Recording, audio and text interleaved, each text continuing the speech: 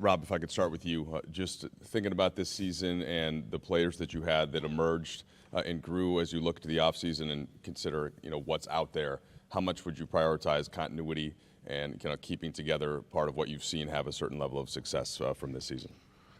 We're incredibly proud of this group, obviously, to get to the Western Conference Finals. I think, after the trade deadline, we had one of the top records in the league. I think keeping that continuity is going to be very important. We ultimately got knocked out by a team that has great continuity. They've got a group of players that have been together for several seasons, and it shows in the way they play. But that's a high priority for us. We feel like we've got a group of special players in the locker room. They enjoy playing with each other. Darvin enjoys coaching them. We know there's more growth and improvement in that group, especially if we get a training camp together. So I would say it's a high priority to keep our core players together. I mean, he ain't lied to us, did he? Yeah, well said, man.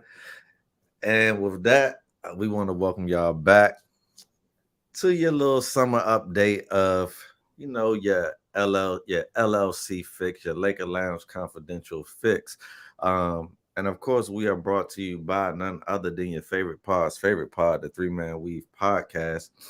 And we back, man. Yes, sir. I be Cannon. I got my co-host D Hill. Yes, sir. You already know who it is, boy. Hill gonna hear regardless, baby. Let's get it. Let's get it, man. So, free agency pretty much has come and went. And for us at least. Yeah. That's what we're here to talk about us. So, we here. What's your thoughts?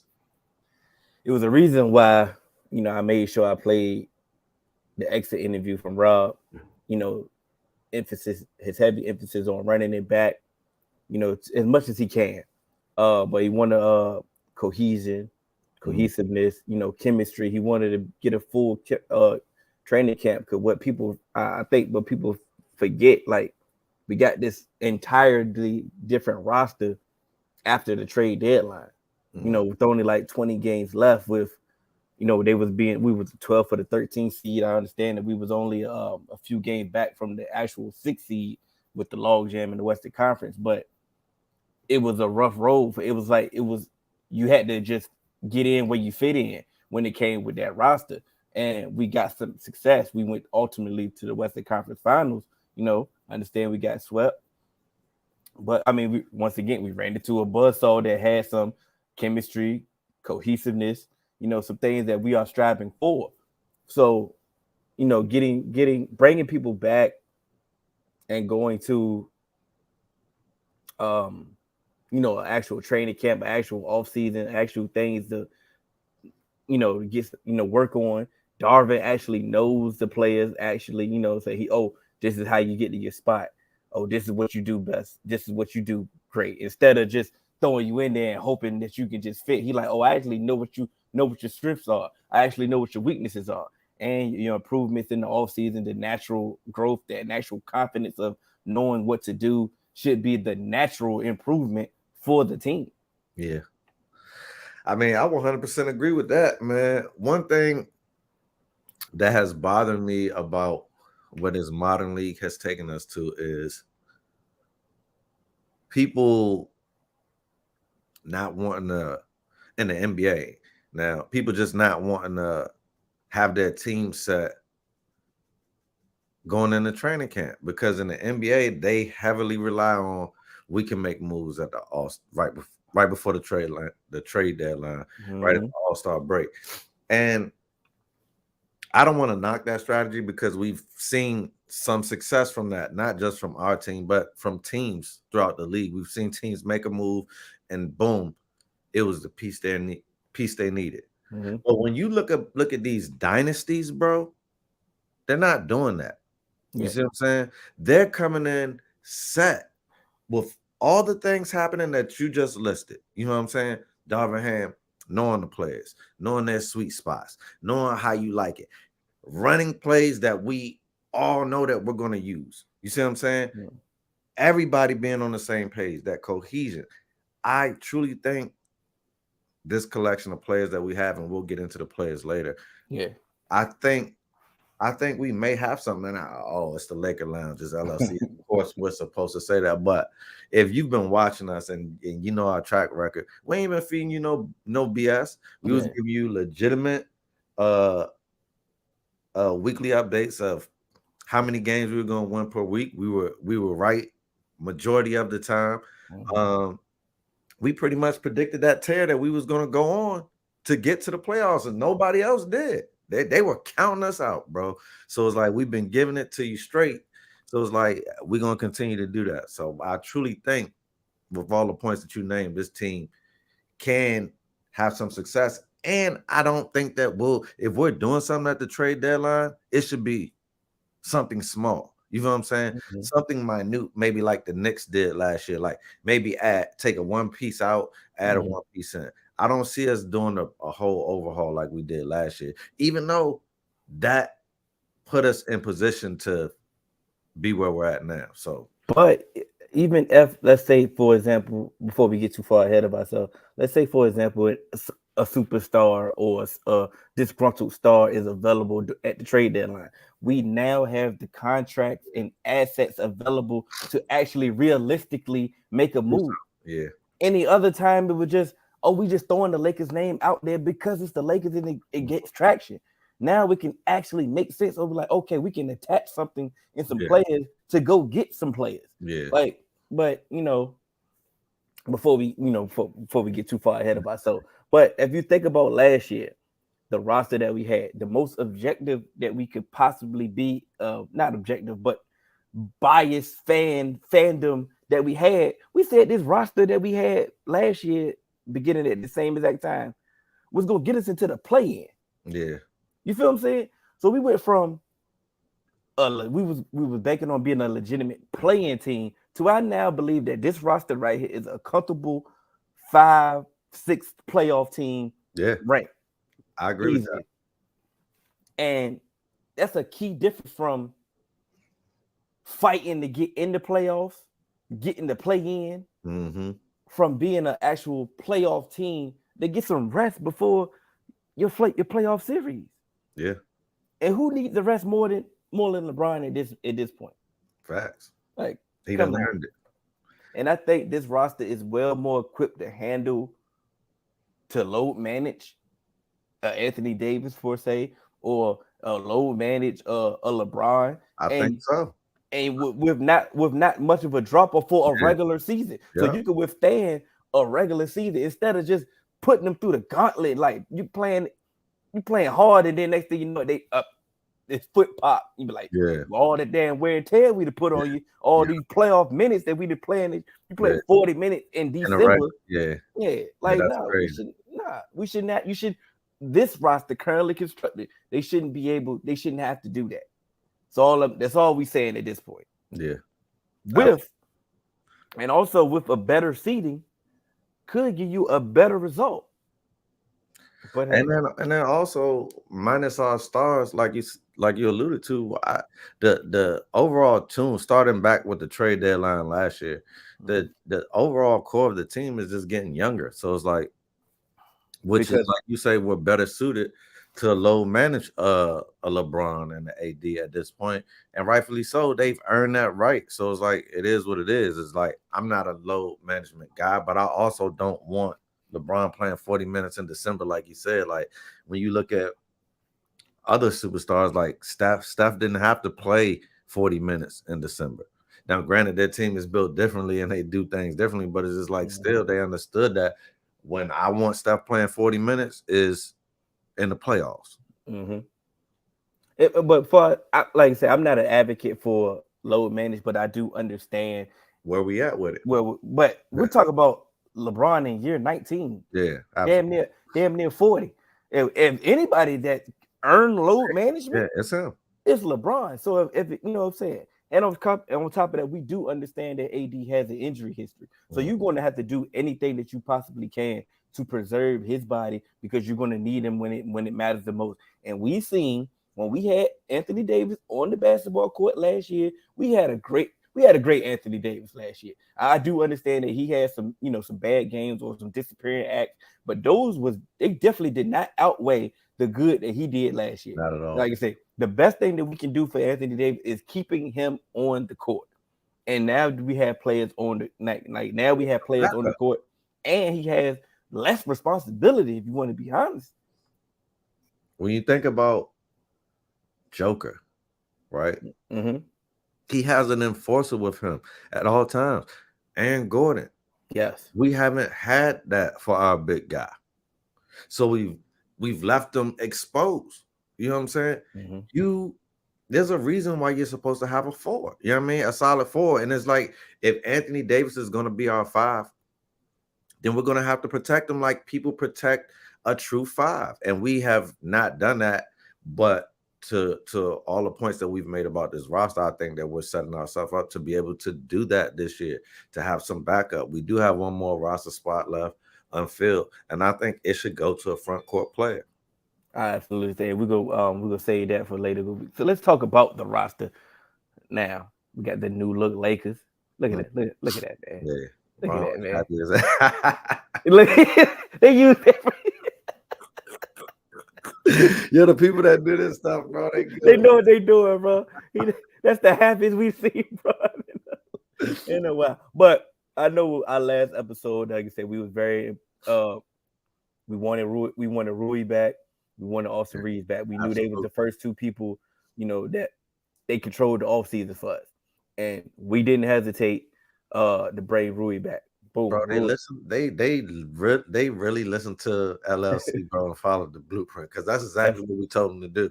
Didn't waste no time. They gave him, they didn't even play the funny minute. Some could say he got a little bit more than what they thought. It doesn't matter. They didn't play in the games. They brought him back. Austin Reeves, it was projected that other teams was going to show up and try to offer him the bag to try to get him, deter the Lakers from matching.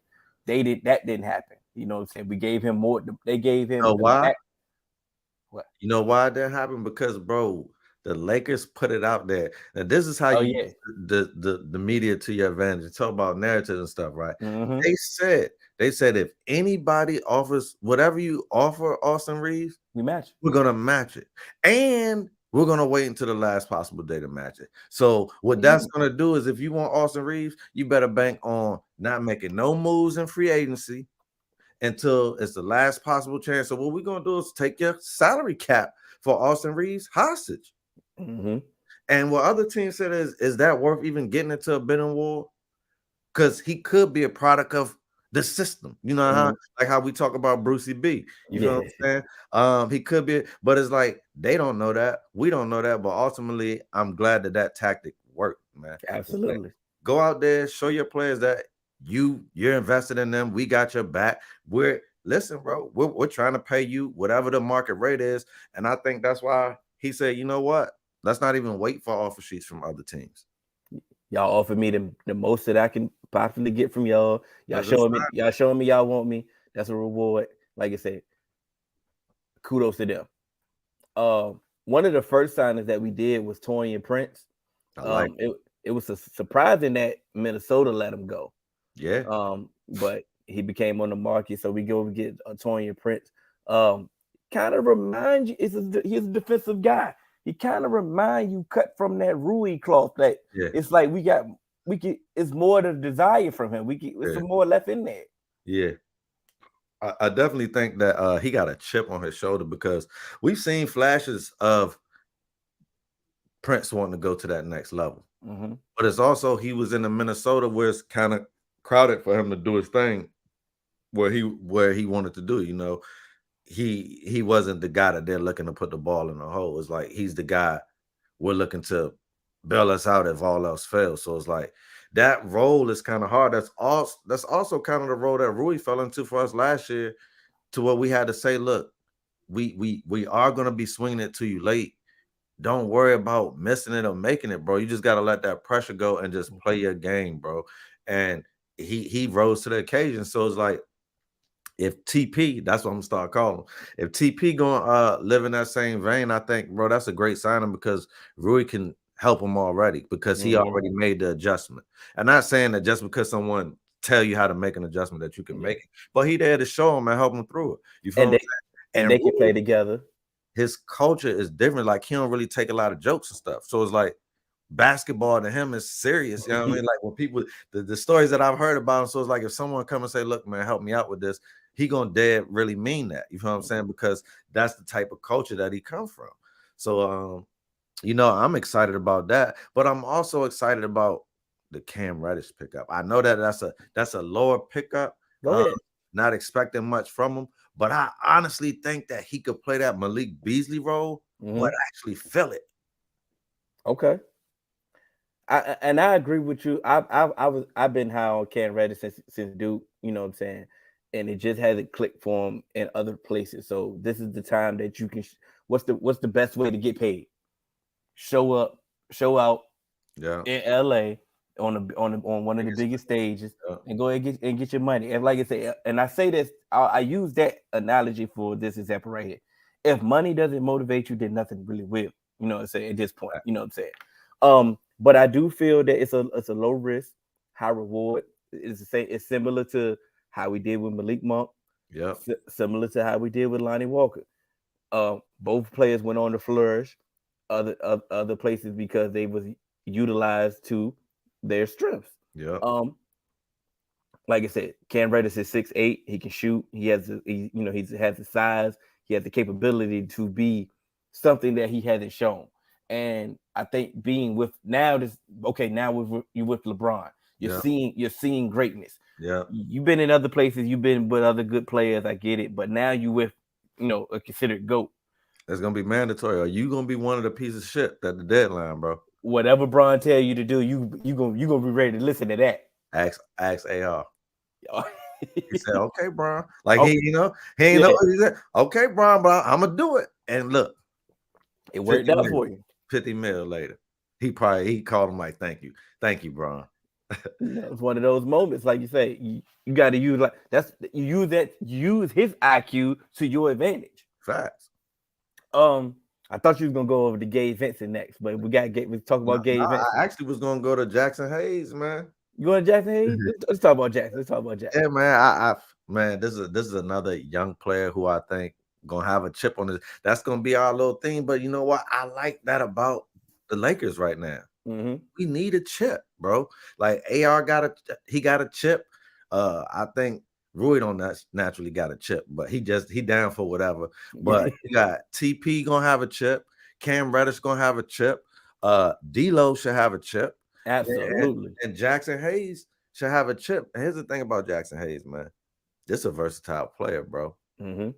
He can give you everything that you need on the front court, athletic, but he can also give you some perimeter action. You know what I'm saying? I'm not saying that he knocked down three and not like that, but I'm just talking about stretch forward, like 18-footer, back to the basket turnaround, pick and roll with LeBron, pick and roll with AD, since AD want to be at the top sometimes. Oh, you need me to drop low? I can drop low. You feel me? I can do the block work real quick. Not against a joker or nothing, but it's somebody else like an Ayton, give me the ball. You feel what I'm saying? Jaren Jackson in there, give me the ball. I can go to work. So it's like now, like I said, that's another tool that we got to protect AD, which we didn't have. So I'm really excited about that. But what you think about Gabe Vincent? I mean, I think about Jackson Hayes though. Somebody that you could just utilize his athleticism. You know what I'm saying? Sometimes you just need some young and dumb players just to run. You know what I'm saying? To eat up some minutes and utilize his athleticism. It's some untapped potential. I like him. And the beauty of this is the beauty of a Darvin Ham that was a former big man. So now he could tell you, Jackson, Jackson, this is how you post up, this is how you run, this is how you run the floor, this is how you get your rebound, this is how you reset, this is how it's certain things that maybe another coach can't give you that. You know what I'm saying? Facts. So it's like I said, it's some untapped potential in there, and at bare minimum, just run and be athletic. Yeah. And like I said, those don't grow on trees. You know what I'm saying? So take him under his wing. As a backup big, that somebody that is athletic as him, you can easily get 10 points just off running. You know what I'm saying? Off running and being athletic. So look at Jared Vanderbilt. Look at him. That's what I said. What I'm saying? Like you say, junkyard dog. made a niche for itself just off being the junkyard dog. There's not no plays drawn up for junkyard. Absolutely. And we ain't gonna he need to just work on his corner threes all off season. That's it. That's all off season. Just work on that and just still be that tenacious defender and be the junkyard. We played defense so good we ain't even really care about him missing that corner three.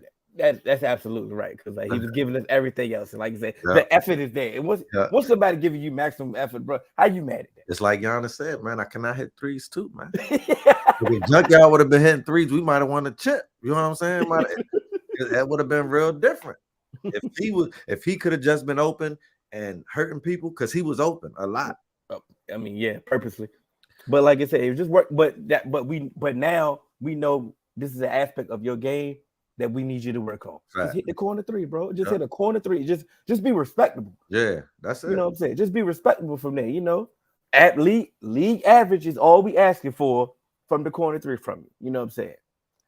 You can do that. Gabe Vincent, you know, he natural born chip on the shoulder, undrafted free agent, you know, was a starting point guard for the Heat. You know, they went to the finals, and you know, he was one of them ones that was stepping up with Jimmy. You know, he got that fiery pit bull. It's similar to a Dennis Schroeder. It's just done differently. You know what I'm saying?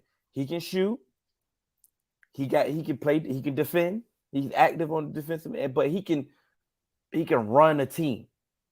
So if he's on the second unit and everybody, so him and Jackson Hayes on the pick and roll, you feel what I'm saying? Or he getting other people in this spot. He just keeping everybody setting it down. He's keeping things afloat. And if he's keeping things afloat, the second unit is definitely going to take off on a whole nother level. That's why we can have Bron having meaningful rest during the game. Mm-hmm. You know what I'm saying? Or AD having meaningful rest, because we can put somebody else in that can run the show. Yeah. I like it. I'll tell you one thing about him, man. He's one of the players that I looked at last year and I was just like, he sold me. Mm-hmm. Like at first I'm like, yo, I'm like, no. I like, you see him cooking off some games, you watching highlights, you're like, bro, no way, bro. Like, it's Gabe Vincent. Yeah, I'm like, bro, I'm just not a believer. And then at one point, I'm like, yo, when they were playing the Celtics, I'm like, yo, this dude is he's a legit point guard in the NBA. Wouldn't mind for sure if he was on my team. Mm-hmm. That's right, because I was like, yo, Gabe Vincent is gonna be the reason that, you know what I mean? Like, no, who's checking him on? Like, what's Marcus Smart supposed to be a defensive guy? Can't hold him. Couldn't hold him, bro. And was shooting, and I'm like, damn. He pulling it with confidence too. Like he pulling whatever threes, whatever he needs. Confidence. And it was him and Martin, so it was like he definitely had some backup. So it was two young guys doing it, but it's like, don't take nothing away from what he did. Like both of those players, I came away like, yo, those two guys, the Heat got something in those that I don't think people knew they had prior to the latter part of last season, man. Mm-hmm. Coming after December. So it's like, hey, man, he's well coached. He comes from Coach Spo. I think he's going to fit in with Coach Ham. And he looks like you say, he looks like a born pit bull. Like he's a go hitter. Like you're not going to have to wait around. He's aggressive at the point guard position, and I like that. I don't like indecisiveness, man. I feel like that's one thing that D'Lo struggled with in the playoffs, and I don't think that D'Lo struggles with that as a player. I think it's just to the point, like you said, that team had really no time together last year, and then when D'Lo first came in, he came back, he was injured. So it's like, I think the injury also changed his style of play, because when he first came in, like he was that D'Lo that we knew. Yeah. To the right all the way. It's like we never knew you know how a ankle roll, I mean, a sprained ankle can really linger. You really need a couple months to get that joint back. So but let's stay on the D'Lo topic, because this was one of the most controversial re-signings. I think he needed them. I think it was a no-brainer. bringing D'Lo back. But once again, like I said, he definitely sided with a lot of people the way he played in the Western Conference Final. Like he played awful. I'm not no shying away from that. And everybody in the world would tell you that. He Yeah. played bad. But my thing is though, and I get it, it was the Western Conference Final. It was, biggest stage. But it was a bad series. Like, are we going to disregard what he did in the Memphis series? Are we going to disregard what he did against Golden State? Because if he didn't show up and play the way he played in those series, we're not making it to the Western Conference Final. You know why we can't discredit it? Because he owned it, bro. Like a goddamn professional. Facts. Took it to the chin. He took it to the chin. He never complained. He never tried to blame anybody else. He literally said, I got to play better. Like, those are his words. And then he showed me, like, after every game, even the games that before that, like before the Western Conference Final, games that we won, he still was out there shooting afterwards because he knew that his shot just wasn't dropping like how he wanted to. Yeah. And I truly think that you told me this, like when I asked about Hito Turkoglu, and I was like, how come it's like shooters just one day they can't shoot no more? And you was like, the legs, if the legs go, so it's like got me thinking about that ankle injury. If that ankle was still bother him, of course, he's gonna get out there 80% as playoffs. I'm out there. That don't mean you're 100%, but we're gonna treat you as fans like you are. So we like, damn, D'Lo, like you can't make the shot, like what's going on? But he really might have not been healthy. So it's like I'm willing to stick with him because one, I know that D'Lo, he can do all the things that we want from a point guard, and he could do the flashy things that we want. So it's like I really like his game. I like his style with it. And only thing that he really did was miss some shots. It wasn't like his decision making was bad or anything like that. So it's like, bro, shots will eventually fall. Exactly. Put the work in. And I literally saw him putting the work in. So it's like, it just keep putting the work in, it'll fall. You know who I didn't see out there shooting shots with him? Malik Beasley, which is why I had no problem with, us, taking the route of trying to get him back. But if someone else picks him up, I'm fine with that. Because I didn't see the same effort that I saw in there. So it's like, bro, I'm willing to lose with somebody like D'Lo. You feel me? I don't want to lose with somebody that's going out like a hoe. So it's like I could lose like a champion or like a professional. I don't want to lose like a hoe. So what would you say to the people that wanted, let's say, a Fred VanVleet or a Kyrie instead of bringing back a D'Lo? What would you say to that? I would say Fred VanVleet. If you want a Fred VanVleet, I'm not mad at you. Mm-hmm. That's a great solid point guard, but I think you get the same type qualities in him in the Gabe Vincent move. Plus, you still secure D'Lo. So I feel like that move there is better than just going to pay the Fred VanVleet money. That's to me. Mm-hmm. But I'm not saying that if we would have got Fred VanVleet, I wouldn't have complained. But of course, that would have mean that D'Lo for the money would have had to leave. So it's like with this one, I think you say to your players what players sometimes need to hear. Same thing I said about AR. We believe in you, D'Lo. We got your back. Not just going to abandon you here because you had a bad game. You see what I'm saying? Mm-hmm. Bad games are different from mental errors, just not being prepared, those type of things. Like literally, he just missed some shots, bro. Like that's it. Like if D'Lo hit a extra 3 or 2 in just one of those games, bro, it's a really different. So if it was that close, like yes, we got swept, but everybody knows if you watch those games, they didn't break us to the last 2 or 3 minutes, like 6-point lead. And it's like, damn, we have to shoot a desperation 3. Now they're going to run. Now it's 8 points. We know it's over now. But it was like, we were right there. I'm not blaming that on nobody. I didn't even blame that on people like Malik Beasley or anybody. I just didn't want you back because of I didn't see the effort, like the things that you said. And granted, you weren't that type of player that would have been getting as much press as a D'Lo, but it's like you could have been out there with D'Lo. Shit, we seen D'Lo out there. You could have been out there too. They were like Beasley and D'Lo out there. So it's like we didn't see that. So it's like it is what it is, man. I like that about it. Ain't too much you could say about losing, but I just like I've been screaming development for years. Right? You can't just abandon somebody. Like I think make or misses is the one thing that you don't worry about if you're coaching basketball. Like you assume that all of your players, they're gonna shoot how they shoot. They're gonna, you could work on them tweaking muscle memory and that. But during the game, I'm telling all of my players, even my big men who don't shoot, when they get their spot, they get that rock. I'm telling them, shoot it every time. If it was a good play, good position, we'll live with that, bro. I mean, that's makes and miss. If we do it the right way, more than likely we'll come off with the best results. So it's like it is what it is. You ignore the Kyrie part of it. Because bro, like Kyrie don't have no business. He just got 100 mil. So it's like we would have to pay him 100 million. Was it 100 mil? He got less than Fred VanVleet did from but it was another $100 million contract. And it's just like, bro, one, I'm not willing to, if we make that Kyrie move, we're not as deep as we are right now. Exactly. And I think as much as Kyrie would have gave us a jolt to our starting lineup, I don't think that's our issue. Our issue was when AD goes to the bench, or Bron goes to the bench, or AR goes to the bench, or D'Lo goes to the bench, where are our points coming from?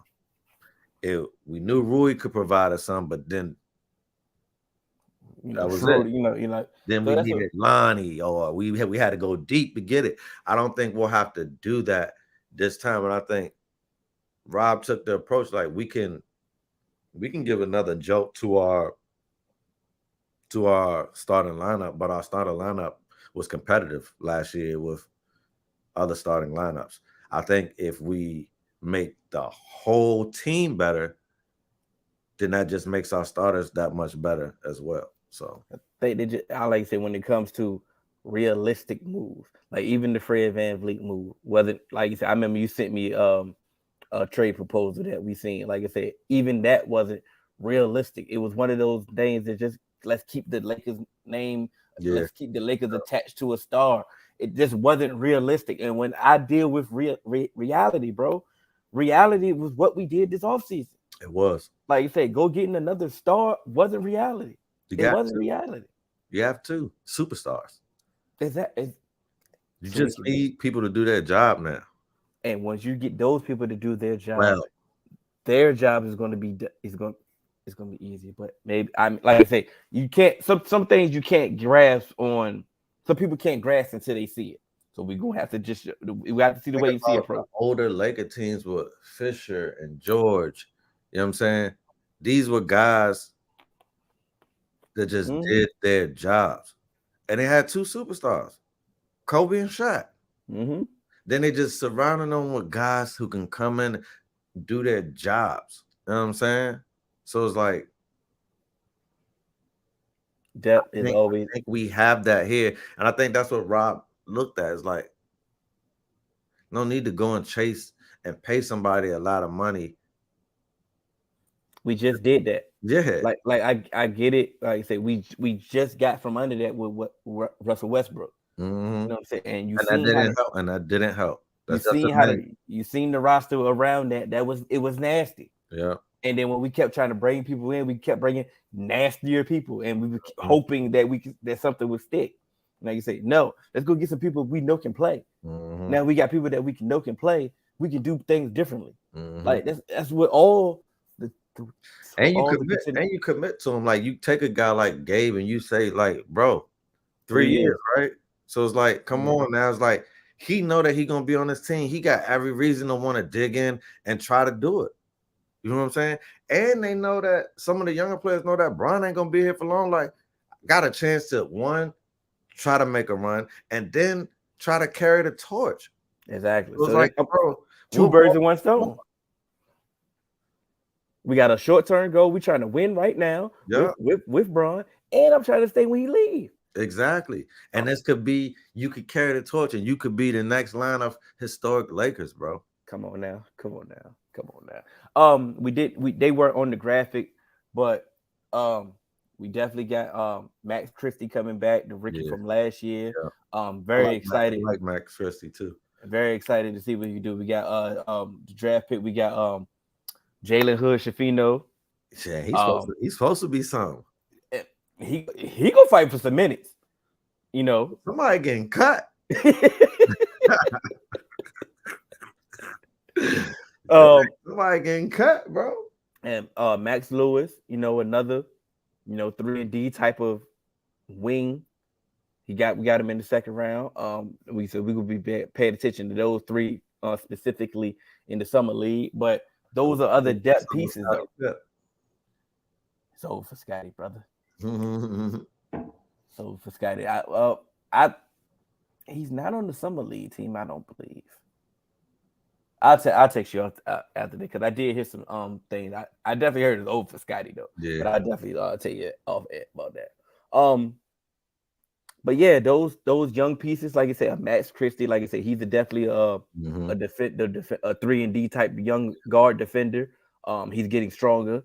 Like I said, it's hopes for him to, like I said, he can eat up some minutes. Like I said, we have some depth, and like I said, I guess you don't want to go back on Max Christie or these young guys, but once again, they had time to develop, and what we have shown, the Lakers have shown, they will keep finding these young developmental pieces.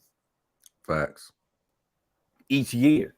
So, I mean, shout out to the scouting department, but the depth that we actually have to withstand a full entire season. I'm excited about it. I'm telling you, the seeding should be the seeding should be care what the seeding says.